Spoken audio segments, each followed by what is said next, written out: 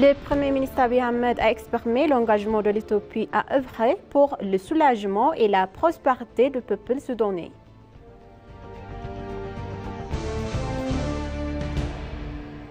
L'IGAD a annoncé qu'il fournirait le soutien nécessaire à la mise en œuvre de la stratégie éthiopienne d'économie bleue.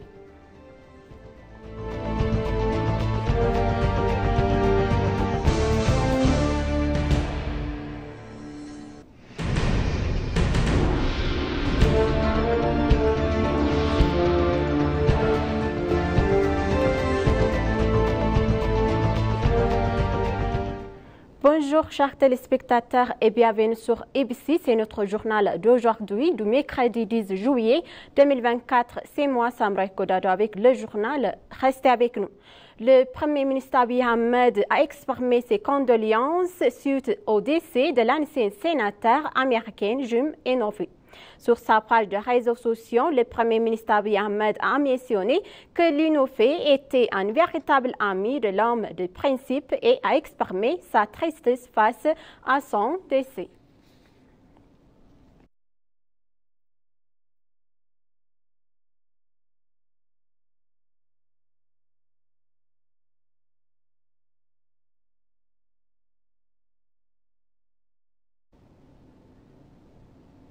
Le Premier ministre Abiy Ahmed s'est rendu au port au Soudan hier. Il a indiqué que le voyage s'inscrit dans la continuité des efforts du Premier ministre Abiy Ahmed pour stabiliser le Soudan et le bureau, selon le bureau du Premier ministre.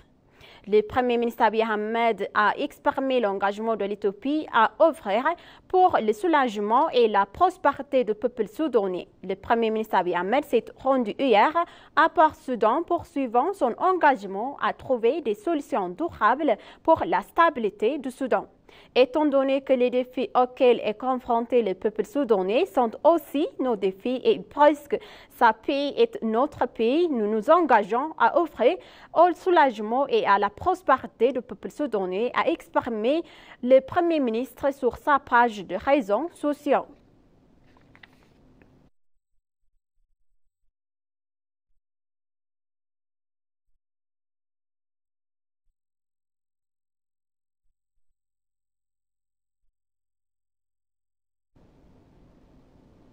Le Premier ministre Abiy Ahmed a eu une discussion fructueuse avec le président du Conseil souverain de transition du Soudan, le général Abdel Fattah al-Burhan, sur la question actuelle du Soudan, a déclaré le ministre des services de communication du gouvernement, le Gesetoulou. Concernant la visite du Premier ministre Abiy Ahmed, le ministre des services de communication gouvernementale, le Gesetoulou, a donné une explication mentionnant que le but de la visite était de discuter d'une solution pacifique au conflit civil au Soudan. Il a mentionné également que l'Éthiopie et le Soudan sont des pays voisins avec une frontière de 744 km, ajoutant que les deux peuples ont des relations solides ainsi que les liens culturels et économiques. Selon le ministre, le problème d'un pays affecte l'autre, exhortant que les deux pays doivent travailler ensemble pour trouver une solution commune au problème. Il a rappelé que les forces combattantes du Soudan ont déployé divers efforts pour résoudre pacifiquement leurs différends et travailler ensemble pour la paix et de leur paix, et a déclaré qu'ils poursuivraient leurs efforts à l'avenir.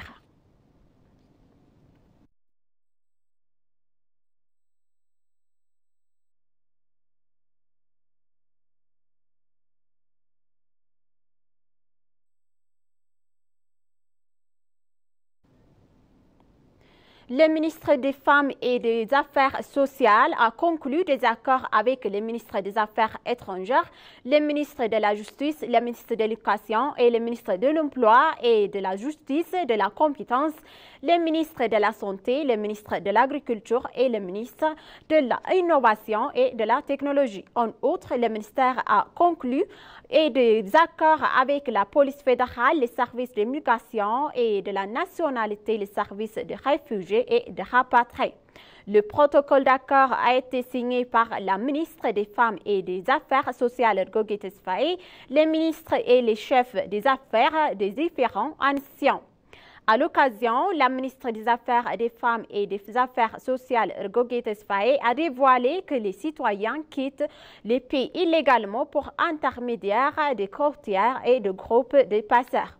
Elle a souligné également qu'elle a conclu un accord pour travailler de concours avec différents ministères et institutions pour réhabiliter ces citoyens revenus d'Excel et assurer leurs bénéfices à long terme.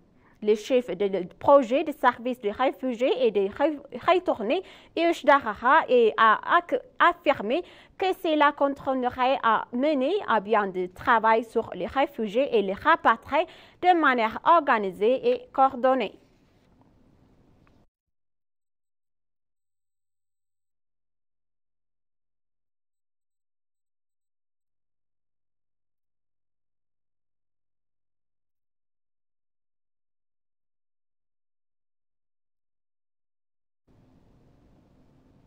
Gedio Gulzeta, consultant principal de développement et les relations économiques auprès de diverses institutions internationales, a félicité l'Éthiopie pour avoir rejoint cette alliance.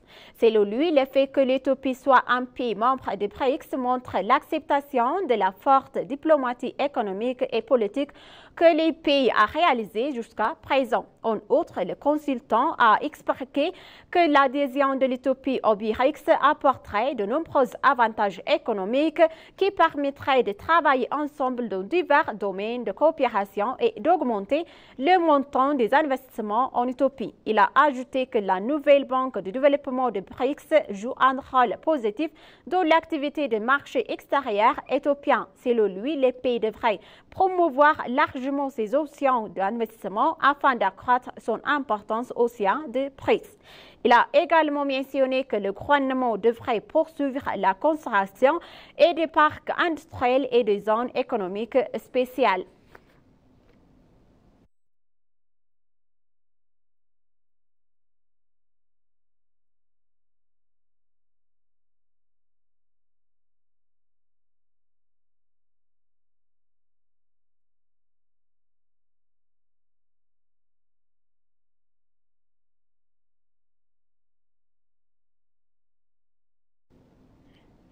S'adressant à l'ouverture du forum politique de haut niveau sur le développement durable 2024, le chef adjoint de l'Organisation des Nations Unies, Amina Mohamed, a appelé à des actions transfrontalières et à des politiques odieuses pour relever les défis non mondiaux urgents tels que la pauvreté, l'insécurité alimentaire et le changement climatique. Amina a souligné l'importance de réfléchir à la manière de progresser vers l'agenda 2030 dans le contexte de très attendu du sommet du futur.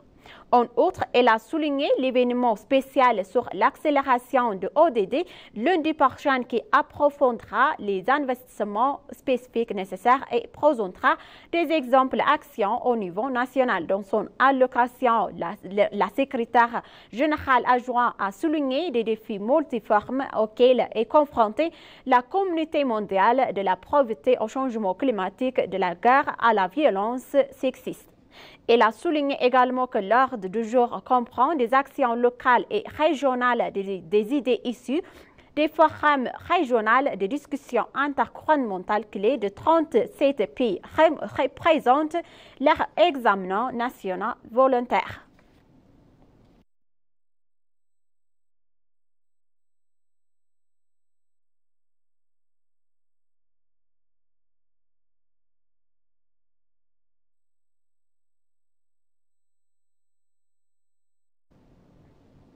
Les décideurs politiques africains, les experts en genre et les acteurs de développement ont appelé les pays à investir et à collaborer davantage pour financer la production et l'utilisation des données sur les gens afin d'améliorer la vie des femmes et des filles. D'autres responsables du secteur public et des acteurs de la société civile de près de 40 pays africains se sont réunis à Garambon au Botswana pour le Forum africain sur les statistiques de genre 2024. Le formulaire de cette année vise à faire le poids sur les progrès de l'Afrique et la perception du genre de la déclaration d'Addis Ababa sur la population et le développement du programme d'action d'Addis Ababa et le troisième programme africain sur la statistique section spécifique. Organisé sous le thème « Regrouper ensemble les statistiques de genre, financer les chiffres qui font les femmes et les filles comptent », le thème 2024 s'inspire d'appels de la Journée internationale de la femme 2024 « Investir dans les femmes, accélérer le progrès ».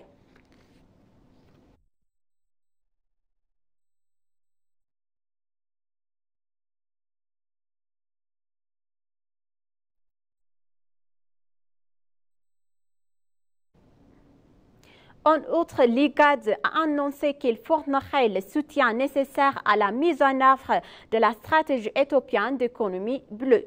Le forum d'évaluation a été organisé par l'IGAD, la Commission économique des Nations Unies pour l'Afrique et l'autorité maritime éthiopienne. J'étais Deradji, chef du programme de protection de l'environnement et de développement durable de l'IGAD, a déclaré que les efforts sont déployés pour inciter les pays membres de l'IGAD à utiliser leurs ressources dans le secteur de l'économie bleue. Il a confirmé que l'IGAD fournira le soutien nécessaire à la mise en œuvre de la stratégie éthiopienne d'économie bleue. Le secrétaire général de l'autorité éthiopienne de maritime, Abdulberhan Chouminsou, a déclaré que la stratégie de l'économie bleue permettra à l'Éthiopie d'utiliser correctement ses océans, ses lacs, sa mer et autres ressources connexes. Le capitaine Gannet Abay, le directeur général de l'administration maritime de l'autorité, a déclaré que les enjeux liés au secteur ont été identifiés pour la formation à la mise en œuvre de la stratégie de l'économie bleue. La Commission économique des Nations Unies pour l'Afrique a confirmé qu'il travaillerait en étroite collaboration avec les parties prenantes pour réaliser la mise en œuvre de la stratégie économique bleue.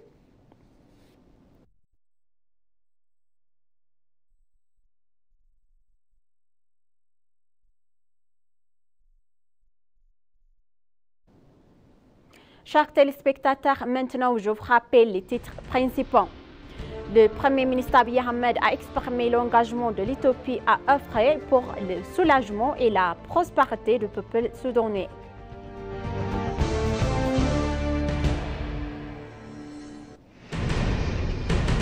L'IGAD a annoncé qu'il fournirait le soutien nécessaire à la mise en œuvre de la stratégie éthiopienne d'économie bleue. Merci, chers téléspectateurs, d'avoir resté avec nous jusqu'à la fin de notre journal d'aujourd'hui. C'était moi, Samret Godado. Je vous souhaite une bonne journée.